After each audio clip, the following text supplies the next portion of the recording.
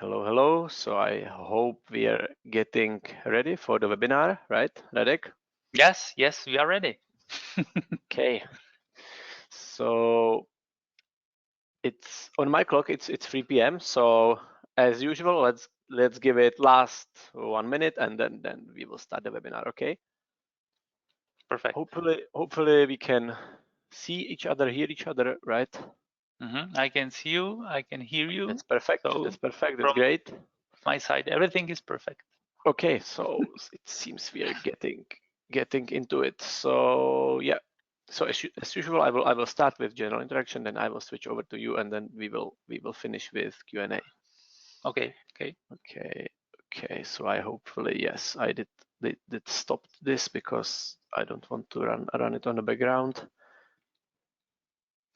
Okay. So yeah, this is gonna be it. So I need to close this window. Yes, and we will switch over the cameras after the really first. Yeah. Hello session. Yeah.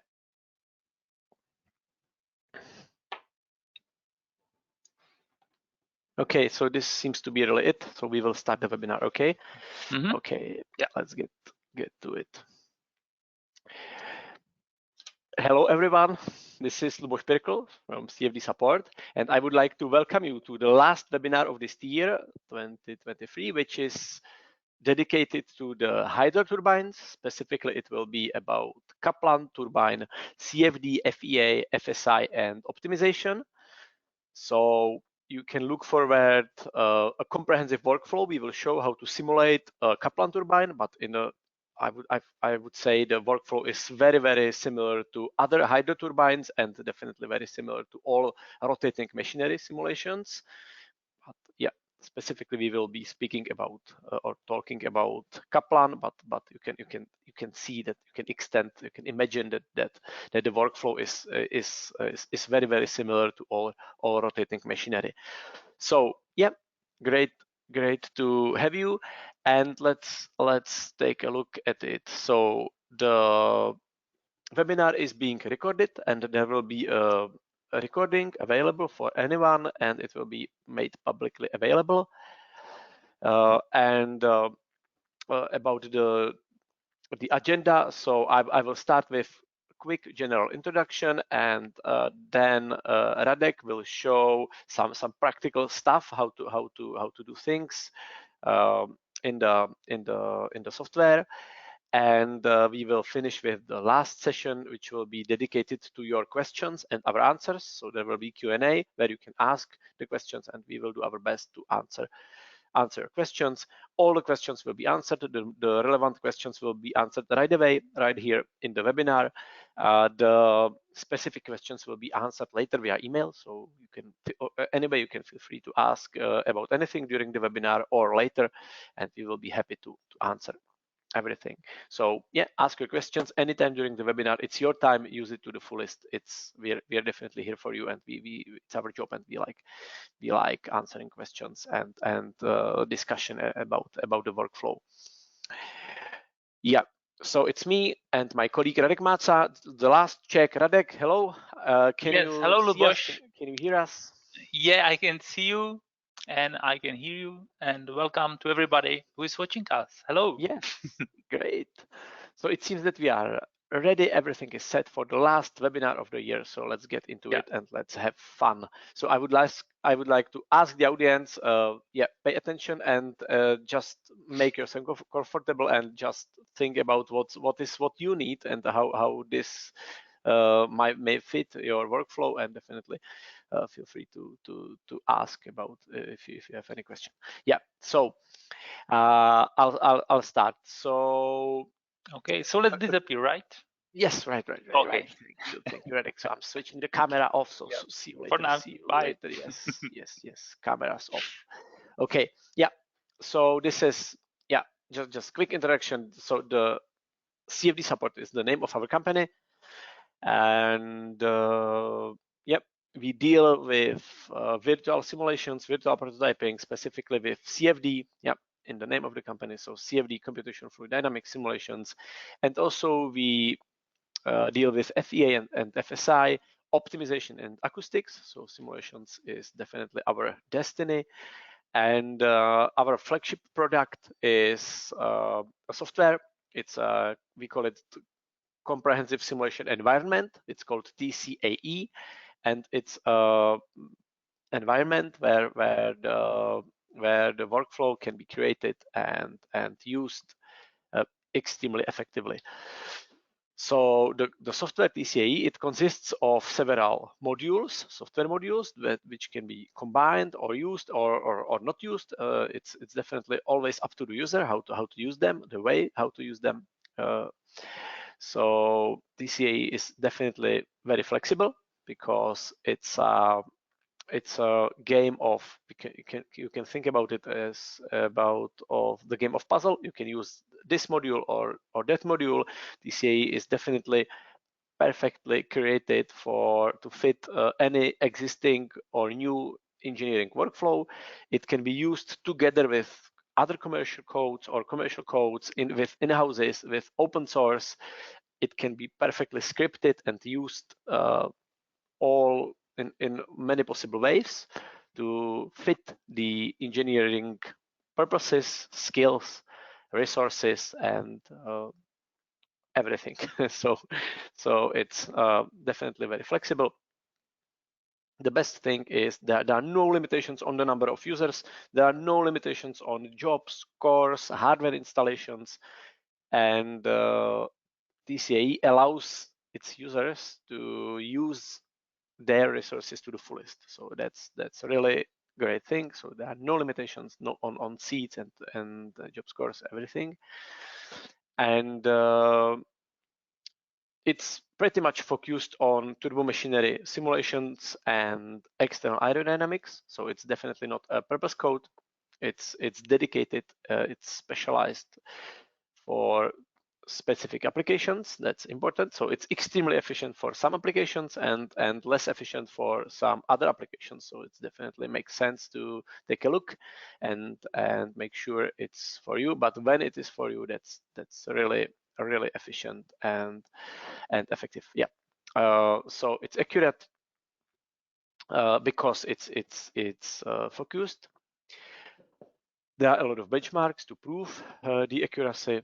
We did in the past quite a lot of benchmarks. Some of them are available for public presentations, so feel free to ask about them. They're available. And yeah, the way of usage is completely unlimited, so it can be used on PC, laptop, desktop, cluster, cloud, from home, from work, in Linux, in Windows, native compilations, the same workflow everywhere. So it's definitely ready to be used and to be efficient. One of the greatest parts is it's based on open source. So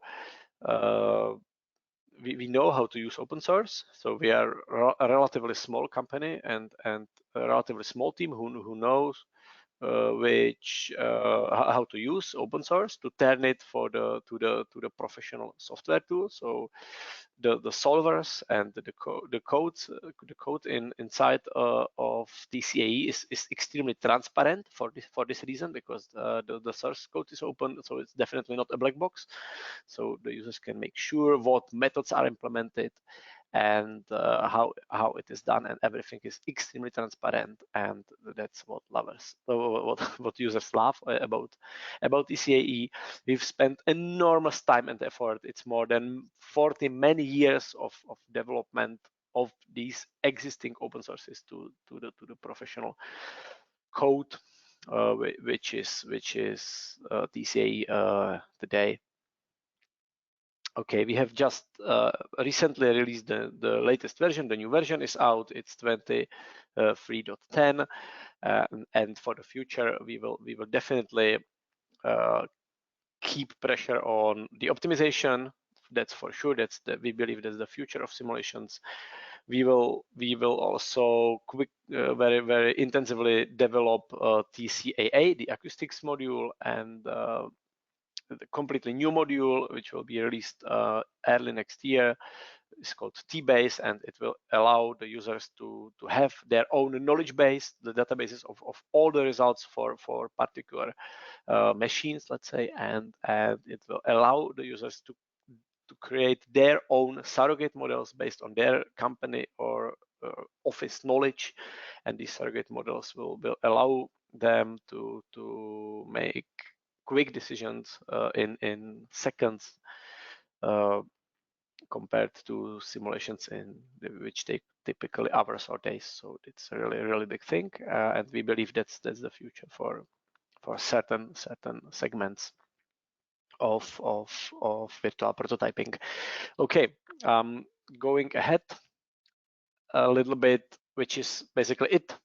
And now it's time for our expert, Radek, who will show you a little bit of the hydro turbine, specifically Kaplan turbine workflow, and let's switch over the presentation to Radek. Okay, let's go for it. Great. So I'm handing over the presentation to you, Radek, and we can see your screen. Perfect. Okay, great. Thank you, Luboš, for the first part of the webinar. And now, in the next couple of minutes or dozen of minutes, I will show you some particular example and how the TCA environment really looks like and how to work with it. So let's start by introducing today's case. In general, many information can be found on our web pages, and also this case of Kaplan turbine can be found there as well. So if you go to the case studies section and scroll down a bit, you will find a case. Okay, yeah, scroll down a bit. You will find the Kaplan turbine example, where you find the description of the case and some kind of main features and main setups and fancy and nice videos and images which can be visualized directly in our tool.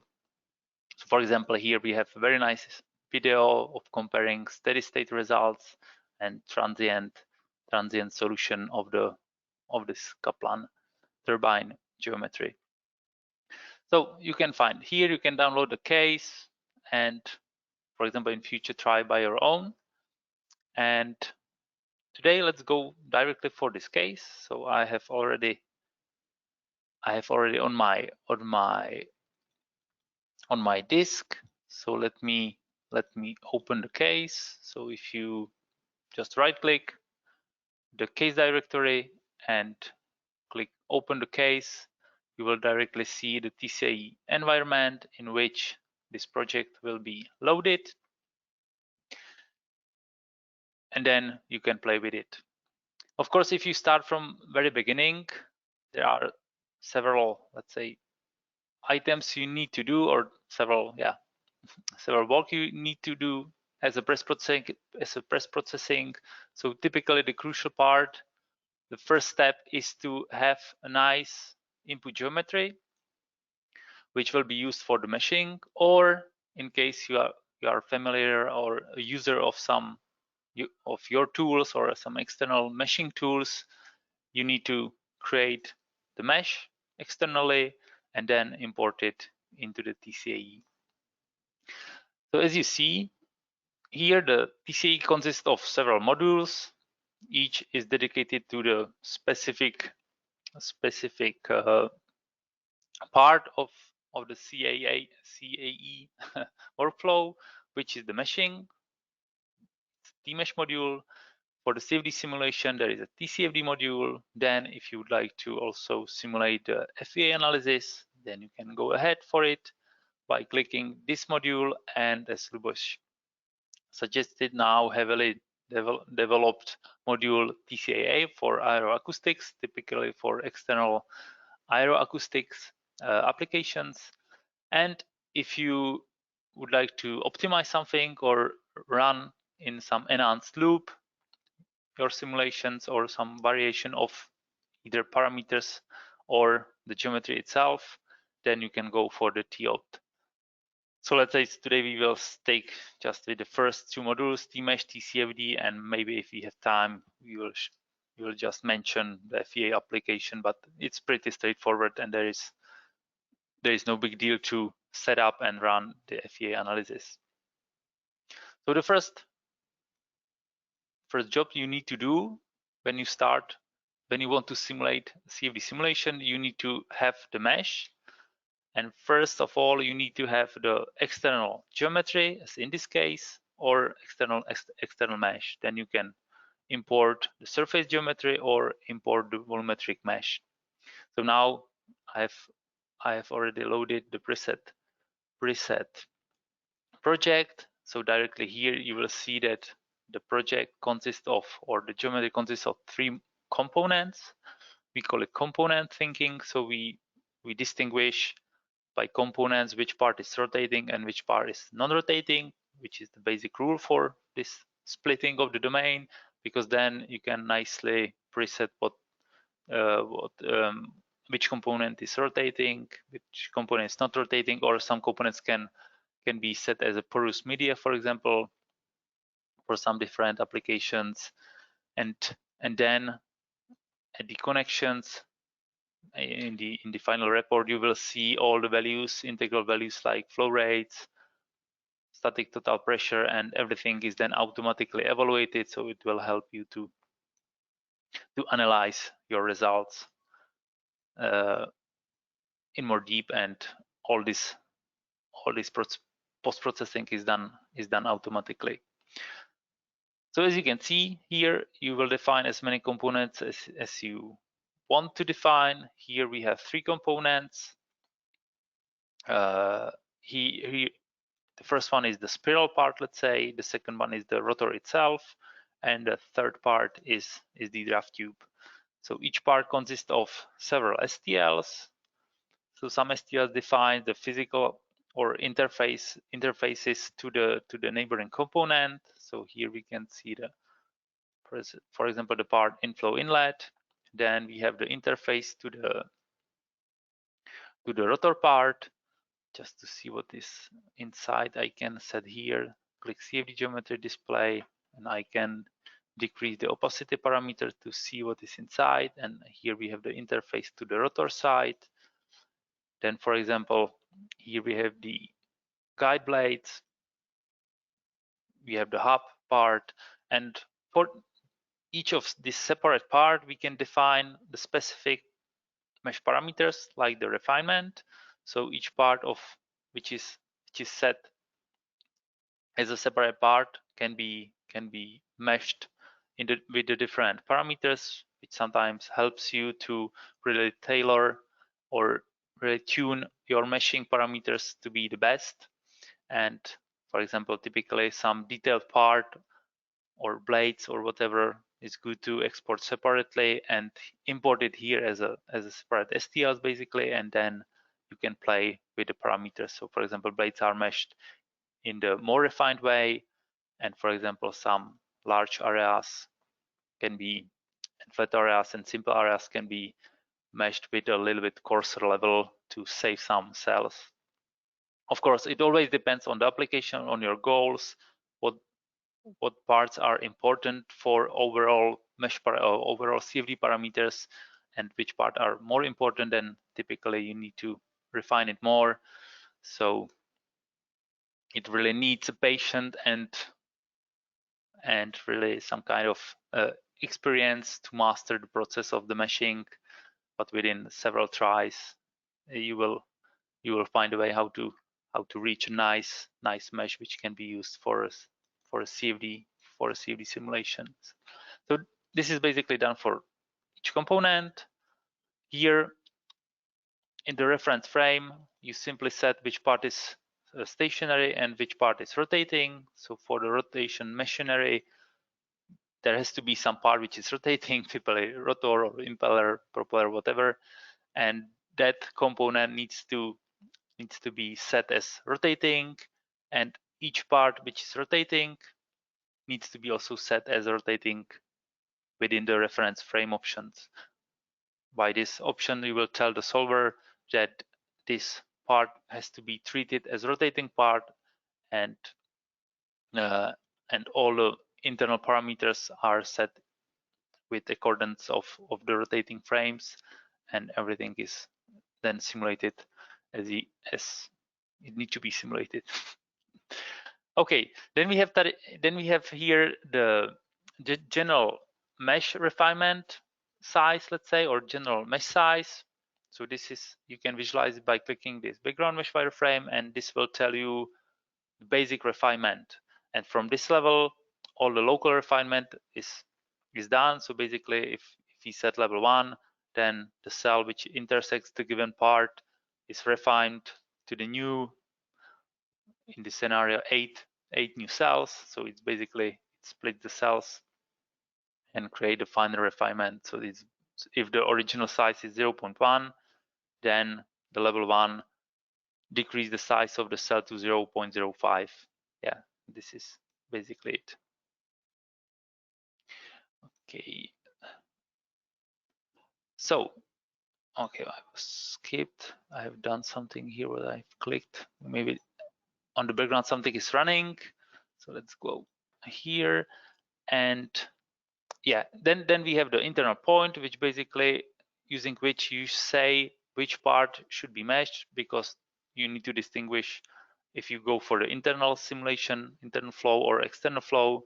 So then depending on your importing geometry, you need to set to the mesh solver which part will be used, or which part of the mesh is kept, if internal or external part, because everything is started from this background mesh, which typically your object is inside, and then inside this background mesh, and by this point you distinguish which part will be kept for the meshing and will be used for meshing.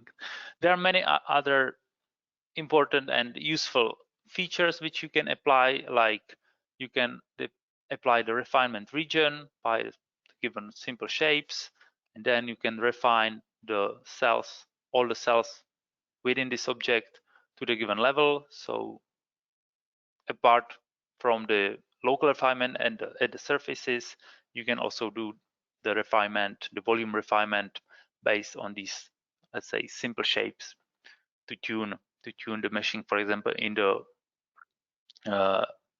wake areas of some important object, or here below the Kaplan rotor, to more refine the flow patterns here in the draft tube. You can also play with some geometrical variation of the background mesh, and so on and so on. But I think it's not so important to mention here.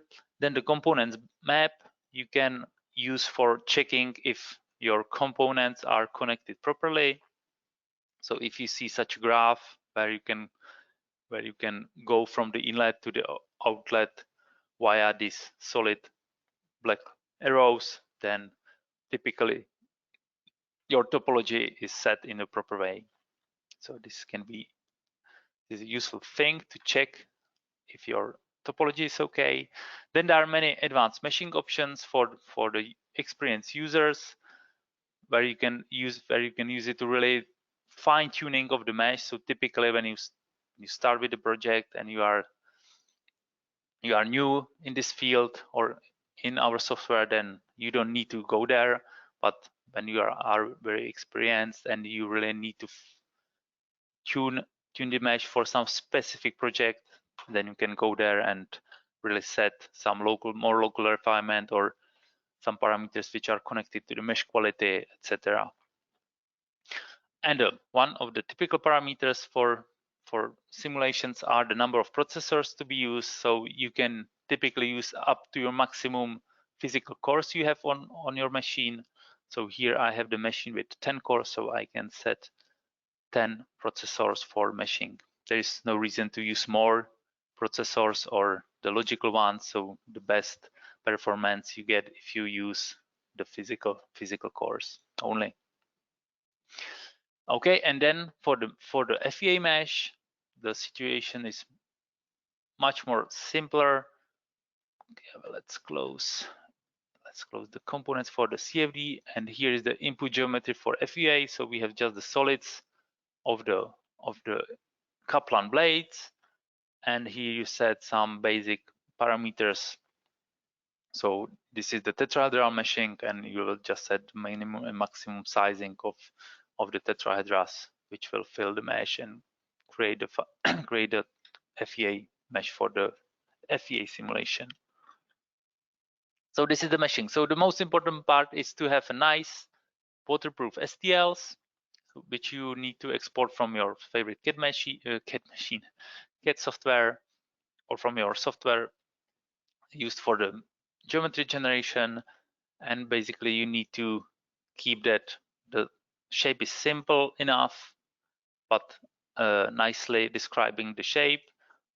It's fine enough to really properly describe the highly curved areas, and that all the STLs are waterproof. So doesn't mean that there are no holes between neighboring sites or neighboring STLs. So everything defines the closed domain perfectly, basically.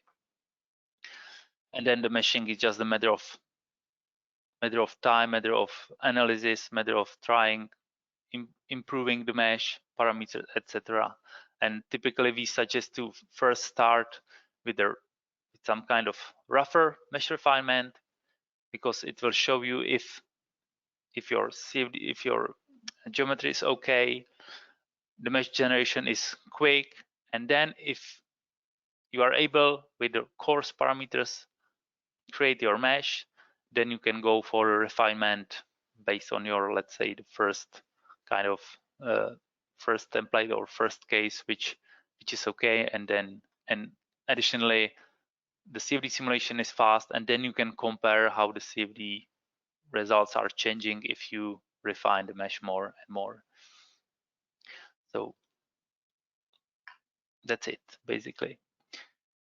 And now if we go for the CFD simulation, so let's stick here for a while.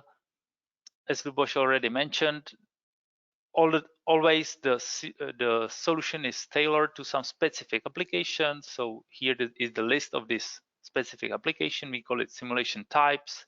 So for Francis Kaplan turbines application, here is a general type hydro turbines, which then triggers the evaluation of specific formulas for efficiency, heads, and so on. So basically at the end, you will see a nice report automatically generated without any of the users interaction. So basically you just run it, and at the end you can see the report where you will find all the important information about the simulation, and you will find the final results, final quantities we'll go through later on.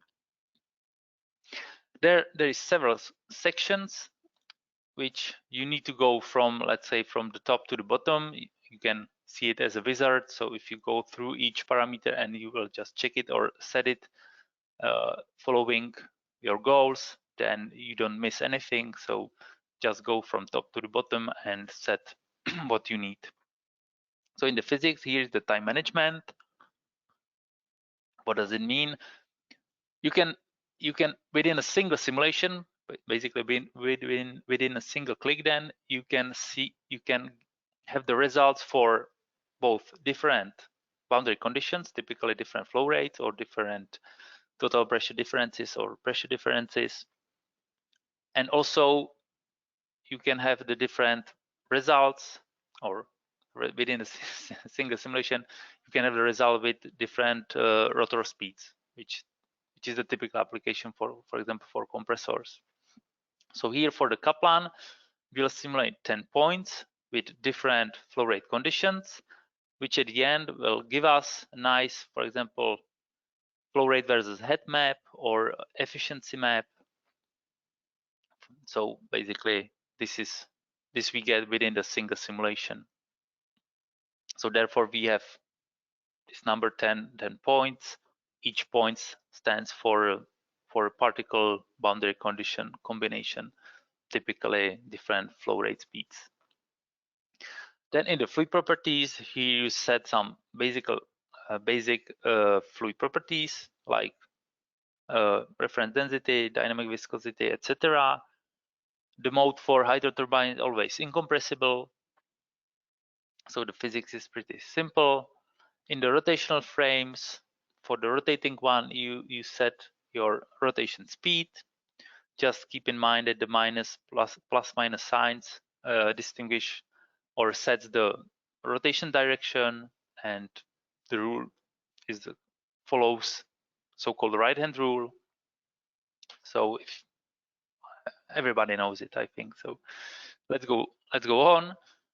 Here in the multiphysics, there is a specific feature or specific processing for the hydro turbines, and also can be applied for pumps.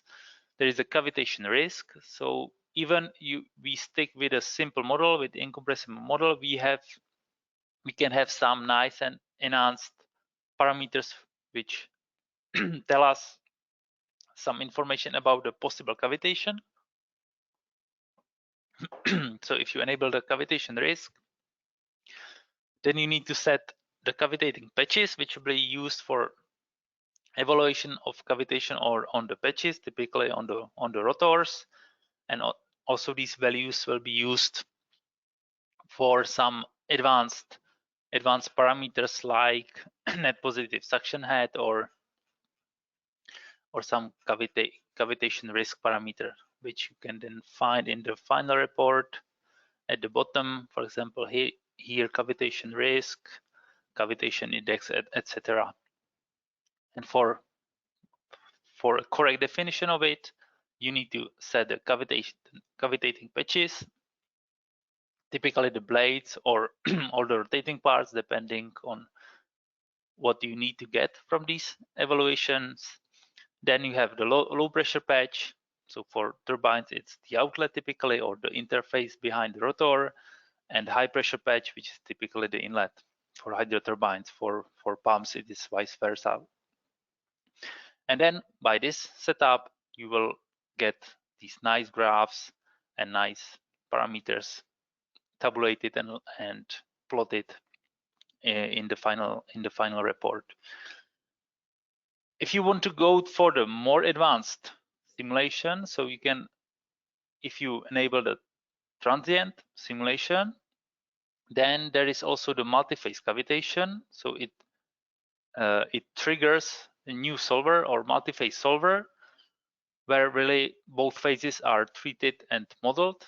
So we will have the water phase and water vapor phase. Based on this Schnell-Sauer model, you can define the parameters and really see how the real evaporation affects the overall results. So in transient, you can enable this multi-phase cavitation. In steady state, you have just this cavitation risk, which is kind of just post-processing. It doesn't influence the flow itself, but it will give you some advanced parameters derived from a standard incompressible CFD simulation. So this is pretty quick, and the information can be very useful. Even the model is just incompressible. For those who need to go further for more advanced applications, then they can enable multi-phase cavitation, but for a higher computational price, of course, because we need to simulate it in transient mode.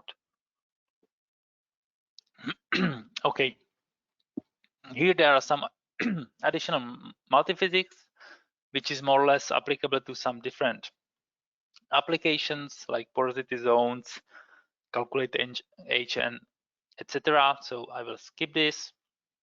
For the turbulence modeling, you can choose your favorite turbulence model or turbulence model which fits the best your application. So we usually stick with K-Omega SST model. When we move to the simulation section, here we set the solver parameters. So if we are in the transient mode or steady state and transient, we also need to set the time step. But let's go back just for the steady state case. So for the steady state case, the setup is much simpler. We have, again, just number of processors to be used for the solving for the CFD simulation. So again, you can set up to the maximum physical cores, numerical order, first or second, some advanced numerics for non-orthogonal meshes. So it depends. Typically for external meshes, you should apply this if these meshes are highly not orthogonal. So then this can help to stabilize the solution. Even the mesh quality parameters are not the best. For the runtime evaluated quantities, here you set the averaging window over the size of the window, which is used for the averaging to really get the stable solution at the end. You can ask for some advanced field evaluation, like for example, for some nice flow patterns visualization, you can ask for the Q criterion evaluation or vorticity magnitude. On the wall, you can also evaluate the wall shear stress, pressure coefficient, or compute turbulence intensity in the internal field in the volume.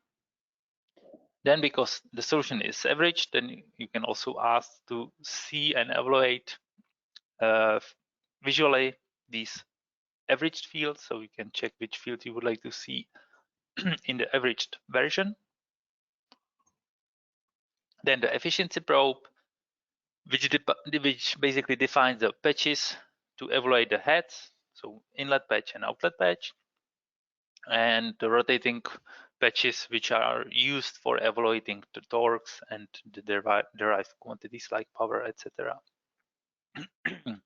In the forces and probe sections, you can define a specific part, specific wall on which you would like to evaluate forces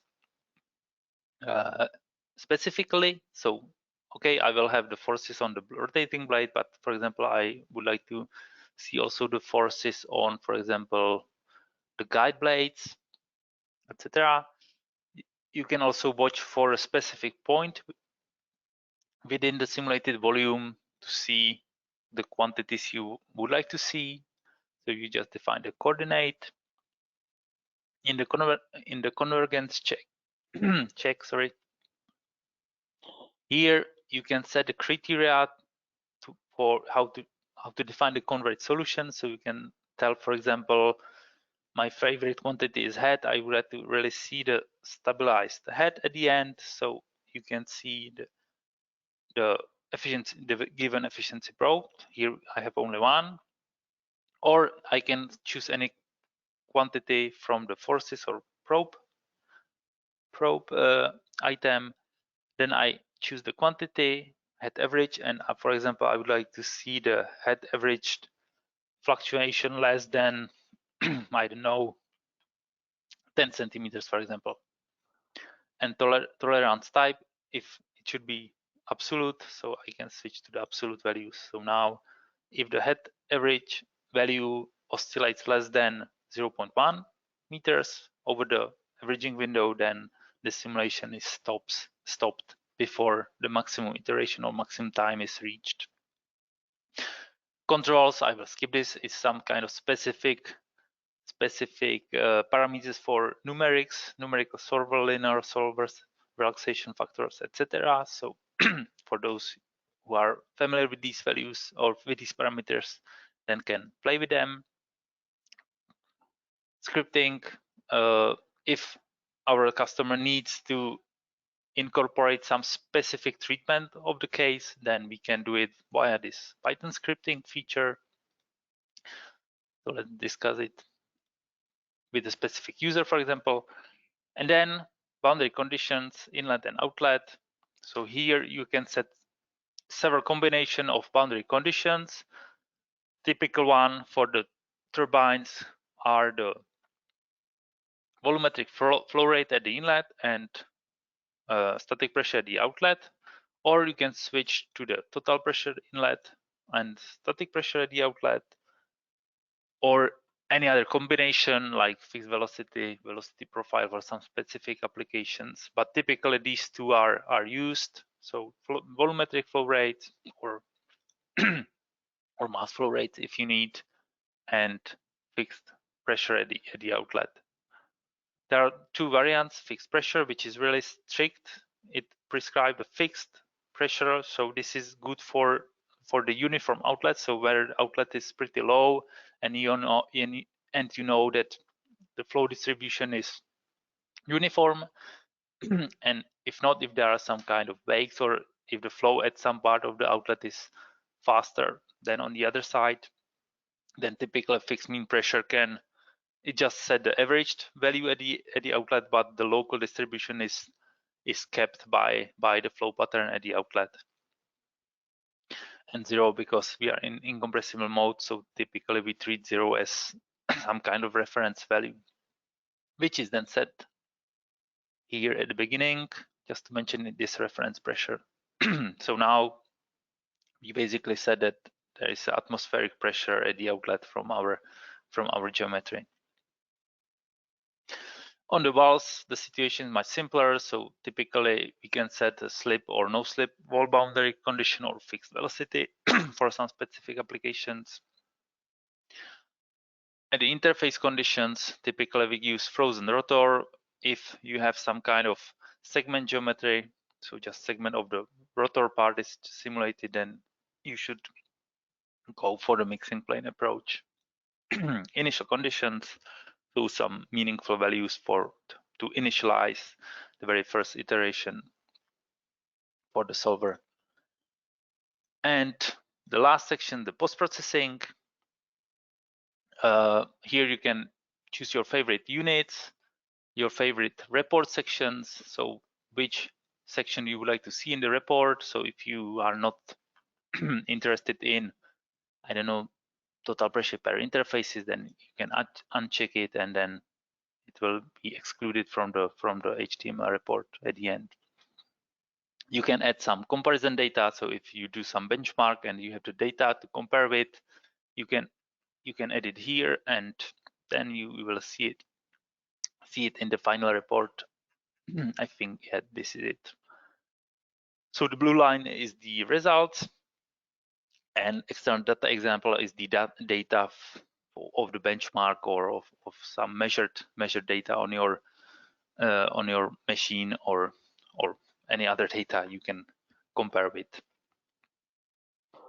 Then blade-to-blade view. This is the turbo machinery specific visualization tools. So let me go to the bottom of the report just to see just to show you how it looks. So blade-to-blade view, yeah, is the unwrapped rotor part, and make a slice at the given span. Span means, or can be understood as a relative coordinate between the hub and shroud. And then, for example, you can choose the field which you would like to visualize on this specific view. The same holds for the meridional average, which is just the meridional slice and circumferentially averaged quantity, and the distribution on this meridional slice. And basically there are some miscellaneous features just to save the results in the different formats, and some specific surface quantities for application within the external tools. All right, so this is basically it. And whenever you are done with the setup, everything can be automated. You just click run all, and all the necessary steps are done automatically, and you just wait for the final results. Maybe just quickly about the FEA analysis. The situation is much more simpler. You just say which analysis you would like to do. So here, fluid structure interaction is applied. The source for FSI mapping is based on the TCFD results, and just the blade rotation, just the values of the pressure or the forces will be mapped just for the blades on the rotor side. You can set if the solid is physically rotating, so you can let it rotate at the same speed like we set in the CFD simulation, and you can apply many other features what to be simulated, like the model analysis, how many eigenfrequencies you would like to see, and so on. Again, for the solver, you can choose your linear algebra solvers, but typically you can use the defaults, material properties of your blades, boundary conditions, so some kind of zero displacement regions, so where to fix your geometry. For the application with temperature, you can add some temperature regions or specific external loading regions, and again you can somehow modify the report. So whenever you are satisfied again with the results, you hit the run all button and everything is running. You can see the bars here, you can see the progress, you can visualize the quantities in these graphs, so you can create a new graph or visualize the quantities like flow rates, or if you go to the display side, you can just visualize, for example, the efficiency. If I find it, yeah, here. So the efficiency within this running simulation, you can, for example, zoom the data to the relevant one. So typically efficiency lies between 0 and 1, so you can focus more on it and see how the simulation goes. All right, and for example, yeah, I have several minutes still available, so maybe we can show how to visualize the results. So for example, if the results are done, I can click here, show CFD results. So the new item will appear here. Here you can check which part you would like to visualize. So I will do some kind of combination as an example. So first I will visualize just the, let's say, the hub and blade, and I don't need any data here because it will be used just to visualize the geometry. Okay, here's the part of the hub which I think belongs to the next component. So here, draft tube hub. Okay, now I can change the coloring, and for example, I can set it as white.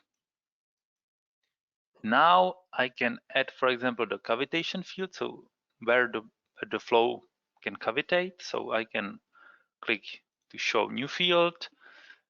But now, okay, I would like to load all the results, and I would like to load the internal mesh. So it means I will load the volume for our simulated domain, right? And okay, so I would like to cut it because I don't need it to see all the spiral part and so on. So let me make a cut somewhere above the rotor, for example, this one.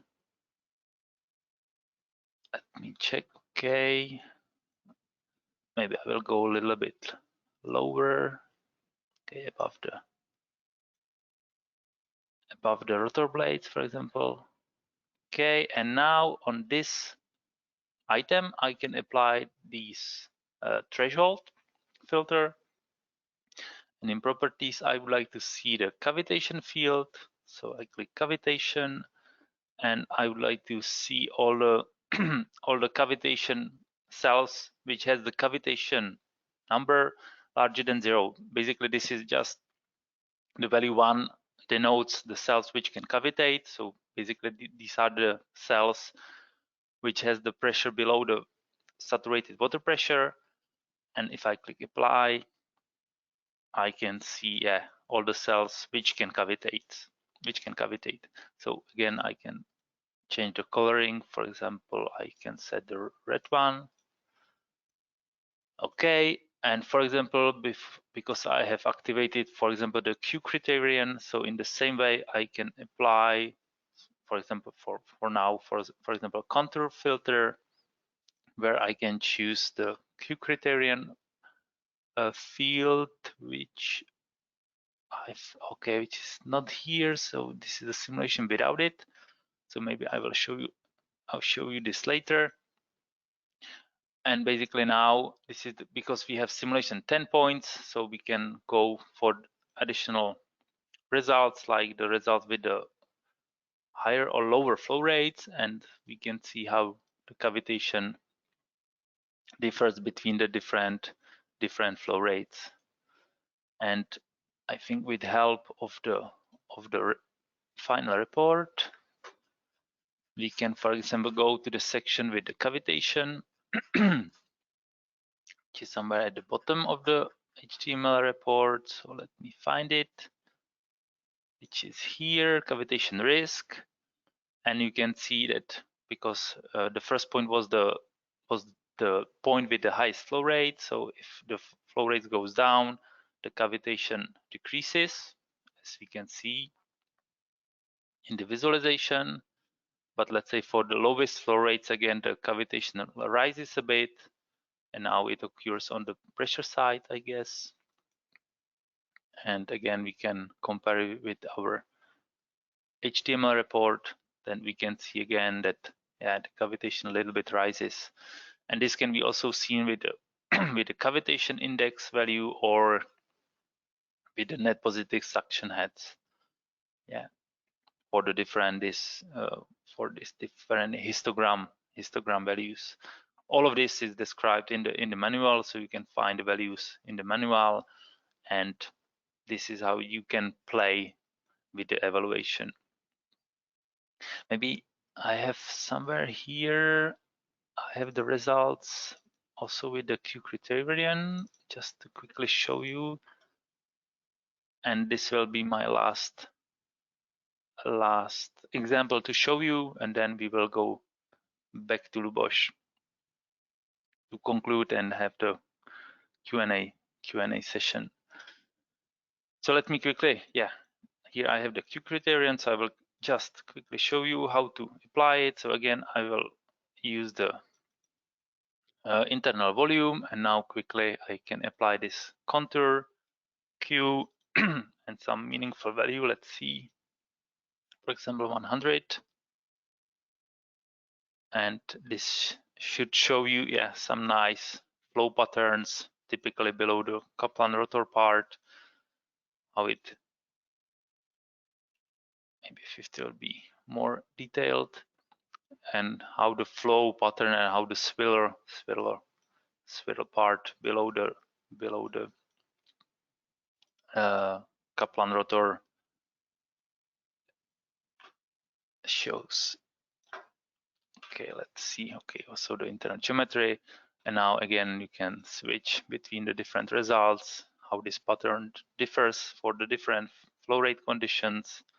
So in this way you can visually analyze the turbulence or the swirls in the flow, and can show you some kind of direction how to optimize it or whatever. Okay, so I think my time's up. So I ask Luboš to take the presentation back and tell us what will be the next. Absolutely, yes. Thank you, Radek, for this hands-on part, and it was definitely very informative. And we are engineers, so we like details, and we like to actually see it. So thank you. And I would like to ask the audience to ask your questions. So definitely we'll do our best. Yeah. And maybe we can, Radek, we can stay with your screen. Okay. So keep the presentation, because maybe there can be some questions asked that we will be able to show or also answer visually and show some example. And from my side, I've been following very carefully, so it was pretty balanced. Thank you. In my point of view, it's over the years of, I would say, some experience, the bottleneck of every engineering simulation workflow is the good geometry preparation. So I would recommend the audience to focus in the beginning, when you begin with such simulations, to focus on good geometry, the inputs, because sometimes we are joking here, the garbage in, garbage out, right, Radek? Yes. And my favorite quote. It's absolutely correct. So the good input data, the good input geometry typically leads to good results, and the CFD setup is not that big deal typically. So it's the bottleneck is good geometry and consistent geometry. So if you manage that your geometry inputs are the topologically same all the time, then you will receive pretty consistent results all the time without need of specific changes. So you can have setup just replace the geometry in boundary conditions and have a really great automated workflow. So yeah, so the good geometry in the beginning is very important, and the rest is not that easy. They're not that difficult. Sorry. Yeah. So questions. So there is some time to ask your questions. By the way, I don't see many of them. So I see actually, for example, this one. So Herald is asking. Yes, he sends greetings and whether TCFD can use free surface flow. I hope it's the meaning. There's opt dot. So okay, hopefully it's anyway. Free surface flows are not used in DCAE. So multiphase like volume of fluid is not included in DCAE. We intentionally don't use VOF or Euler or these specific multiphase models and solvers because we don't see any value for the users and for the engineers there. Those are specific reasons. It would definitely deserve a specific discussion, but we don't see. We think that there's a lot of the error is huge and they're extremely time consuming and etc. etc.